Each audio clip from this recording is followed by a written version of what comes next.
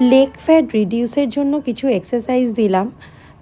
এটা হচ্ছে circle rotate করব সাইড হয়ে, 10 করে হবে ইচ লেগে, 4টে করে সেট করব আমরা। ঠিক আছে, ইচ লেগে 4টে করে সেট করব, ক্লকওয়াইজ অ্যান্টি ক্লকওয়াইজ, 10 করে করব। ইচ লেগে 4টে করে সেট করব। বোথ এক্সারসাইজ যেটা দেখছো, দুটো এক্সারসাইজই দুটো লেগে কমপ্লিট করার পরে নেক্সট এক্সারসাইজে আমরা যেটা দেখাবো, সিঙ্গেল লেগ বেলির দিকে লিফট করব আর উপরে তুলব। ঠিক আছে, সামনের দিকে বেলির দিকে নেব অ্যান্ড উপরে তুলব। এই এক্সারসাইজটাও হবে 10 করে, দুটো করে সেট হবে, মিনিমাম 10 করে দুটো করে।